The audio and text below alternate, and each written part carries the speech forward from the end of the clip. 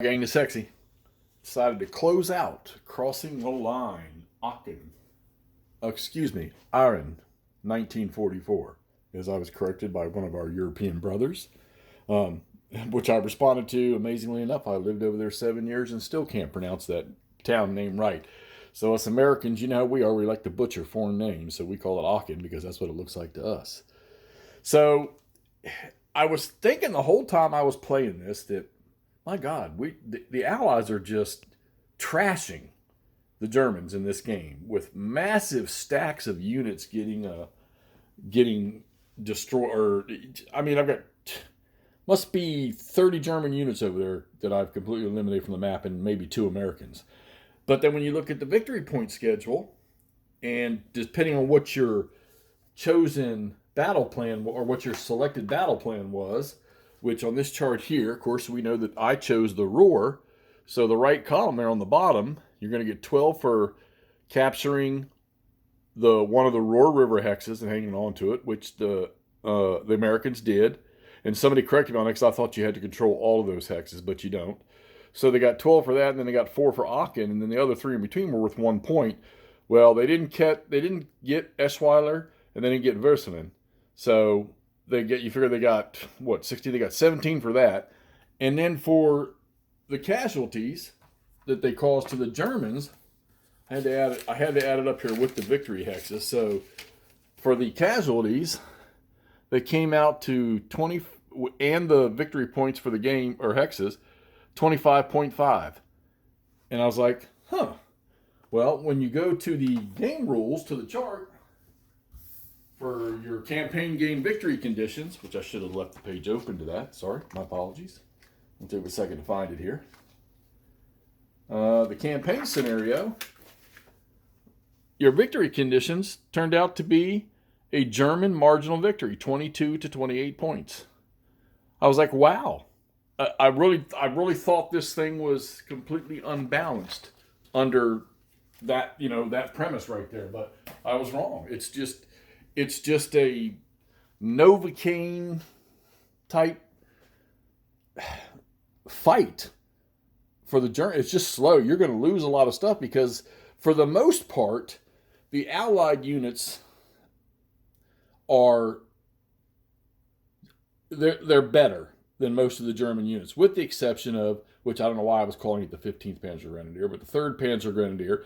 And the German armor units, while they were not strong, their armored DRM is what could flip the balance in a fight. And I'll talk a little bit more about that here in a second. But what I wanted to do is I wanted to kind of go over the rating, how I rated the game. And I came up with 10 things that I wanted to use to rate the game. And I thought maybe go through them. You all can comment below whether or not whether it works or whether it doesn't work or not. But I'm going to go through my list here. And the first one I started with was the game components. All right. I gave it a 9.5. And I would have given it a 10, except for there were a couple instances where I had to flip pages to clarify a rule. And one of them was, and somebody pointed out to me in a comment, was the victory conditions for the Ruhr. It was up near the first couple pages of the book where it said you only had to have 1. But in the victory point stuff and the victory determination thing, what do they call that? The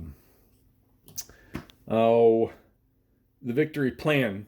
It wasn't in that section. It didn't even say nothing to it. It was up near the front of the book. So somebody pointed out, and I flipped and found the rules in there. Sure enough, there it was. But other than that, the counters are gorgeous. They're easy to read, easy to understand. The player aids are some of the best I've ever seen.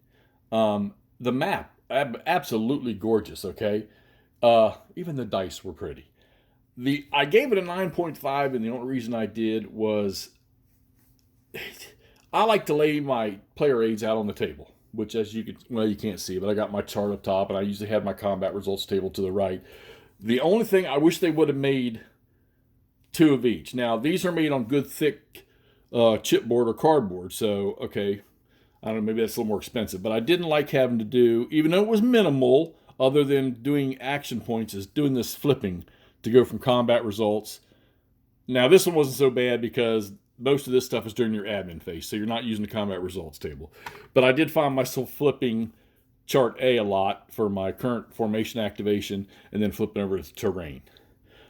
That's the only reason. Other than that, everything is outstanding. And even the little slider bar for when you're doing your combat determination, that makes determining your results so much easier because you don't have to take your fingers. You know, you go down one column and then you come across the row with another finger. So I gave it a 9.5, which I think was really, really decent. All right. Rule book. I gave the rule book an 8 simply because of the page flipping I had to do to find stuff.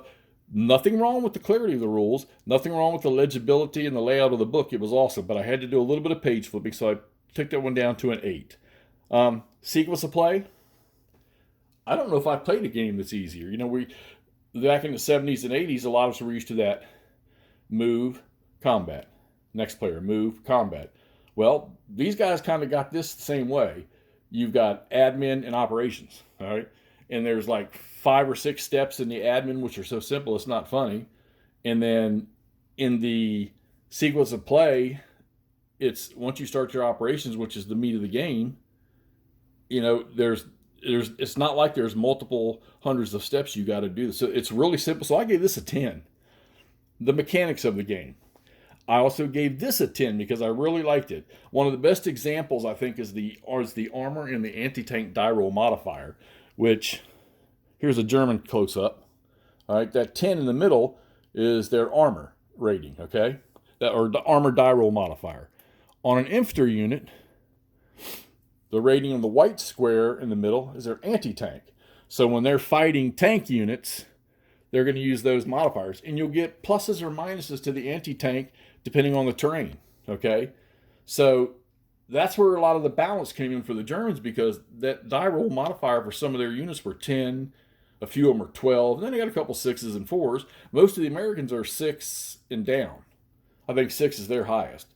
So you might get an attack with the Germans at 1 to 2, but you've got a unit of heavy German tanks, probably or heavy mediums like Panthers, or maybe there's a Tiger in there somewhere, and they're getting a plus 10 or a plus 12 modifier. And then you throw in headquarters support for a regular attack, and you might get 4, 5, 6 more points added into this. The next thing you're getting a die roll modifier of plus 13, which I had a few times.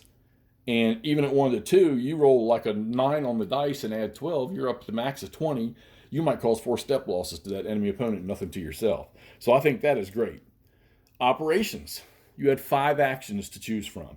Well, you could say it was 7, but there's 3 different types of combats. You had the hasty, regular, and your assault or planned or prepared assault or whatever. And then for the defense, you had either disrupted, regular defense, or in an improved position, which near the beginning of the game, I was in a lot of improved positions. But as the game went on, Germans not fortunate enough to get a whole lot of actions. Well, you're probably not going to waste them on improved positions. So, combat routine after 2 or 3 combats, there's a few calculations you got to do. The chip for your combat, your strength modifier. We've seen this in other games. I think this one's great. And then having 3 columns, you know, like a lot of games, you would have these be broken down by A-type unit, B-type unit, C-type unit. Well, this one here is broken down by the type of attack or the type of defense you're in. And it's funny that you conduct a hasty attack and you get that one lucky chip where your effectiveness rating is a 4, but your multiplier ends up being a 3 for a hasty attack. All right, there's a little fog of war piece right there. I think that's a great system. So I gave the mechanics of the game, I gave it a 10 because there's just, you know, like I say, this is all my opinion. There's no flaws in that system right there. Flow of the game, I gave it a 9.5, and the only reason I gave it a 9.5 is because I could see where a lot of players, I don't want to say it bothered me, but I might not finish a turn one evening because you do conduct a lot of actions. All right. It doesn't take long to conduct a lot of actions, but, you know, the Americans, if you keep their formation levels at 7, you got 4 formations that are going to do 7 activations each.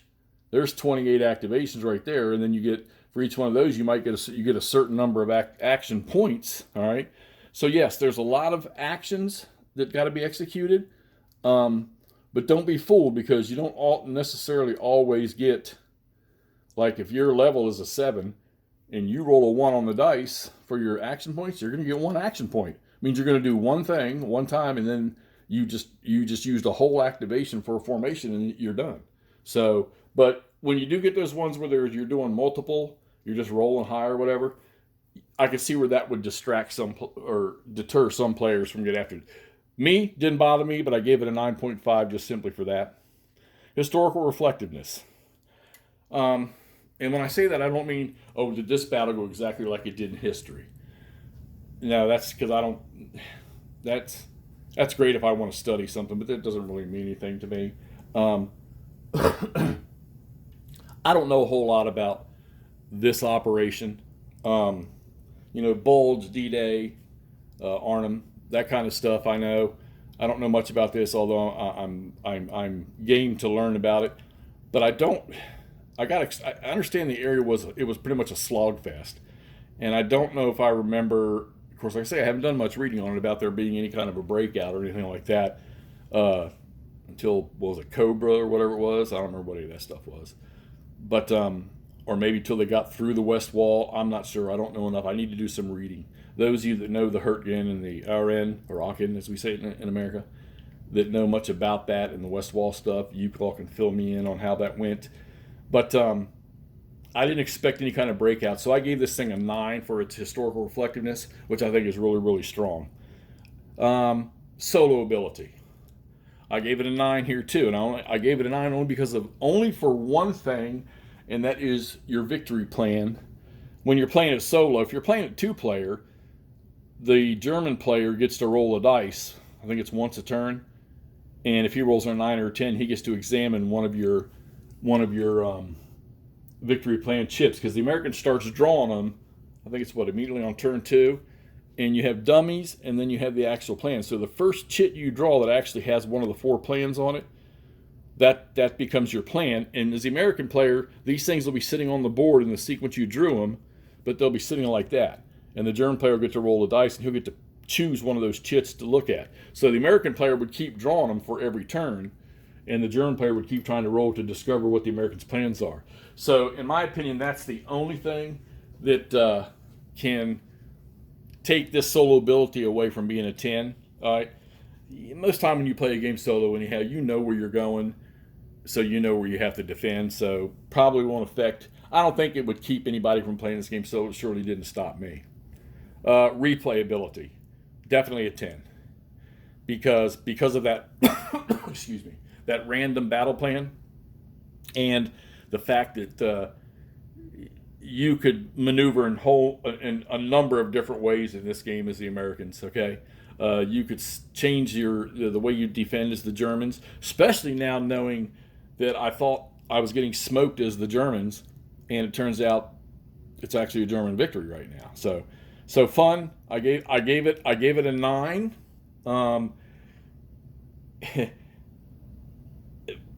Again, for me it would have been a 10, I'd have to say, but I gave it a 9 again because I think with the number of actions there are going to be, a lot of players might get a couple turns into this and they're done because they don't want to do that. But just a lot of players are like that nowadays, and the other side of the coin is it's fine, and it was fine with me.